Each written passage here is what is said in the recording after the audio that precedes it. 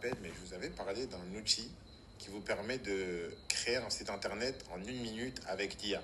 Et en gros, regardez, vous voyez cette boutique, elle a été faite avec l'IA. Vous voyez, tout ça, ça a été fait avec l'IA en moins d'1 minute. C'est que ce que j'aime bien avec les outils d'IA, c'est que toutes les semaines, il y a des mises à jour. Ça veut dire des trucs qu'il n'y avait pas hier sont là aujourd'hui. Et là, regardez, vous voyez par exemple cette photo. Moi, je ne peux pas me la blairer.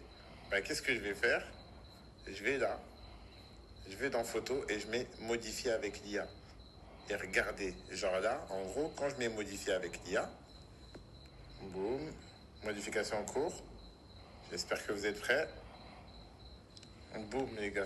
Je sais pas si vous vous rendez compte, les gars, de ce qui vient de se passer. C'est que, hop, en moins d'1 minute, avec l'IA, ça m'a modifié les photos. Les gars, je sais pas si vous vous rendez compte à quel point c'est une dinguerie. La photo, elle est limite aussi qualitative qu'un shooting photo. Ça veut dire, donc les gars, non seulement ça nous a fait gagner du temps, parce qu'on a fait un site en 1 minute qui nous aurait pris plusieurs heures. De deux, on a économisé de l'argent, parce qu'un site comme ça, un prestataire aurait pu le facturer 100, 200, 300 euros. Et en plus de ça, on a économisé potentiellement un shooting photo.